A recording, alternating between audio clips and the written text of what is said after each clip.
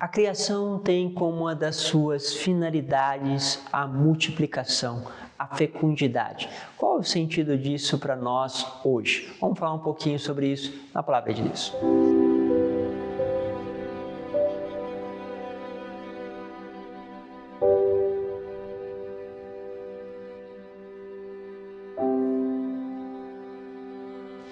Em nome do Pai, do Filho e do Espírito Santo.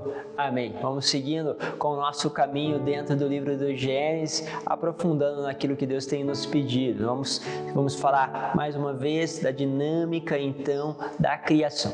Praticamente ontem falamos dos primeiros 4 dias e hoje, então, daremos sequência nos dias que se seguem. Bom, a palavra está em Gênesis, capítulo 1, do versículo 20 até o capítulo 2, versículo 4. Vamos juntos. Deus disse: fervilhem as águas de seres animados de vida e voem pássaros sobre a terra, debaixo do firmamento do céu. Deus criou os grandes monstros marinhos e todos os seres vivos que nadam em multidão nas águas segundo as suas espécies, e todas as aves segundo as suas espécies.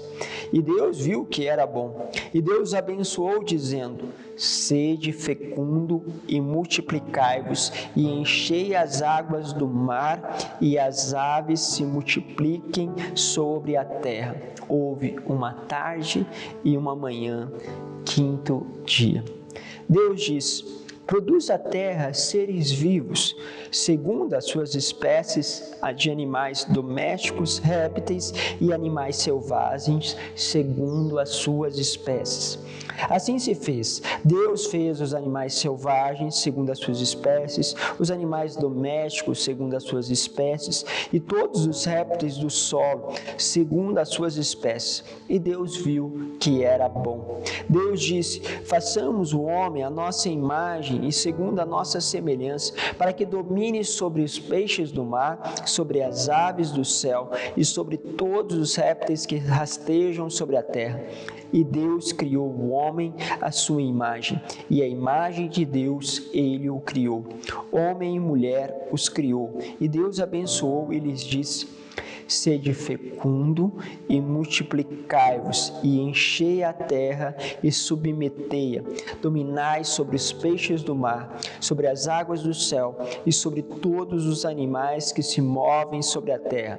E Deus disse: eis que vos entrego todas as plantas que dão sementes sobre a terra, e todas as árvores que produzem frutos com a sua semente, para vos servirem de alimento, e a todos os animais da terra, e a todas as aves do céu, e a tudo que rasteja sobre a terra, e o que é animado de vida, eu dou todos os vegetais para alimento. E assim se fez. Deus viu que tudo quanto havia feito, eis que tudo era muito bom. Houve uma tarde e uma manhã, 6º dia. E assim foram concluídos o céu e a terra com todo o seu exército. O 7º dia Deus considerou acabada toda a obra que tinha feito, e no 7º dia descansou de toda a obra que fizera. Deus abençoou o 7º dia e o santificou, porque nesse dia descansou de toda a obra da criação. Esta é a história do céu e da terra quando foram criados. Ok? Então, há toda esta narração, você vai percebendo aquilo que falamos na homilia passada, há uma ordem, né? Começamos lá das aves do céu e vamos como que descendo, e depois, por fim, no 6º dia, a criação do homem e da mulher. Isso é bonito ver como Deus vai fazendo as coisas. Mas ele deixa uma ordem clara: crescei e multiplicai. Isso é uma ordem que se estabelece sobre toda a criação, inclusive a nós, homens e mulheres. Porém, o que se percebe? Nós vamos acabando interferindo nesta lógica de Deus e criando uma desarmonia, porque à medida que nós interferimos nesta lógica, a desarmonia ela começa a acontecer. Nós, em vez de usarmos o nosso domínio de uma forma coerente, começamos a fazer deste domínio justamente um autoritarismo, uma imposição sobre a criação.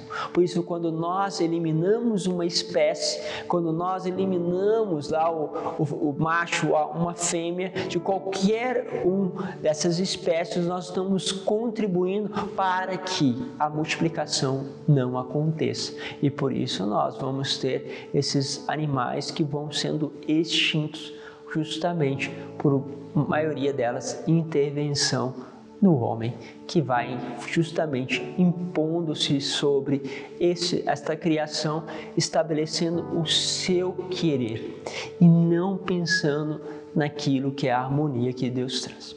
Mas a questão principal que vai se debatendo hoje é que nós entramos numa dinâmica do crescer e multiplicar que nós vamos descartando também para homens e mulheres. Nós temos todas as condições hoje que vão acontecendo na sexualidade que causam essa anulação deste ponto dentro da palavra de Deus, ou seja, não é possível em muitos relacionamentos que agora se estabelece como uma normalidade a multiplicação. É impossível essa multiplicação. Hoje nós temos empresas que estão trabalhando, Eu vi há pouco tempo um artigo que eles estão querendo produzir como se fosse úteros artificiais. Por quê? Porque assim poderia se criar relações artificiais e também produzir, entre aspas, como uma indústria, aquilo que é a fecundação, aquilo que é a gestação, eliminando algumas dificuldades que poderia acontecer pelo caminho. E isso foi criticado porque aonde entra a ética, ou seja, quais são os valores, quais são as condições que vão se estabelecer para que o homem tenha limites. E aí a gente vai percebendo, como as coisas vão justamente tentando ser como que um caminho aonde esta multiplicação não aconteça. Depois, lógico, entra todos os critérios dos valores da qual nós estamos no mundo, aonde nós cada vez mais precisamos de recursos financeiros para estabelecer um certo nível de vida, aonde nós precisamos de condições, e essas condições te obrigam a um trabalho cada vez maior, a ponto de que para você hoje conseguir um certo nível de condição de vida, ou qualidade de vida, você precisa ter dedicado muito tempo. Eu falo isso de uma forma geral, é lógico, sempre há exceções a esses casos. De uma forma geral, você precisa ter estudado muito, ter tido o sacrifício dos teus pais ou de quem lhe criou, para justamente poder ficar se dedicando aos estudos, depois se dedicar aos estudos, um bom emprego, e depois deste bom emprego ter bastante tempo para dedicar a este emprego, a tal ponto que alguns trabalhos vão pedir uma dedicação exclusiva, uma dedicação maior. E uma das dificuldades que acontece é: você tem filhos? Porque a existência de filhos podem, de certa forma, criar um obstáculo, porque você não pode viajar se você tem filhos, ainda mais se for uma mulher. Então você começa a colocar a condição, e aí quem está do outro lado percebe que quer dar algo melhor, começa a perceber: peraí, então não é possível. Eu não posso dar um colégio particular para 5. Não posso dar um colégio particular para 3 diante da minha condição. E hoje os colégios públicos têm toda a sua dificuldade, então a pessoa vai ponderando, e à medida que ela vai ponderando por causa daquilo que os próprios valores do mundo vão entrando no sentido de que vão nos colocando, e eu não coloco aqui, vamos dizer assim, a culpa de você, é você que está permitindo que o mundo está entrando, não, você vive dentro dessa realidade, e por viver dentro dessa realidade, nós sofreremos tribulações por causa disso, e aí entra uma experiência de uma providência, de uma graça, do extraordinário de Deus. Mas para viver assim, precisa justamente estar disposto a fracassar, estar disposto a muitas vezes sofrer. E eu sei que isso talvez seja o martírio deste tempo, aonde então nós colocaremos com todas as razões. E aí, mais uma vez, eu volto naquela frase que eu coloco aqui para vocês que me acompanham as homilias. Nós vamos dar todas as justificativas que qualquer homem pode entender.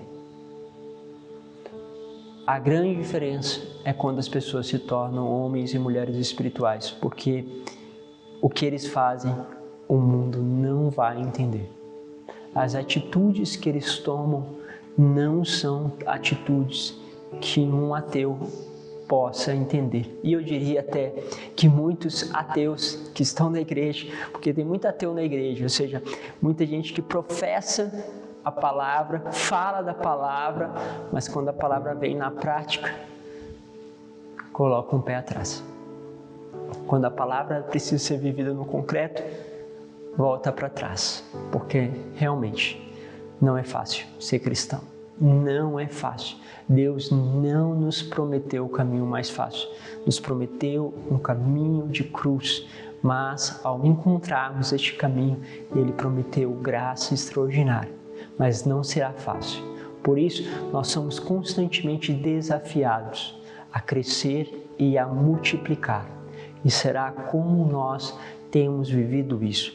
Se você não cresce e não multiplica, seja através da tua vida, através da geração, seja também através dos valores, através daquilo que você fala, através daquilo que você testemunha, precisamos justamente pensar aonde estou vivendo esta palavra que Deus me coloca hoje. Deus os abençoe, Pai, Filho e Espírito Santo. Amém.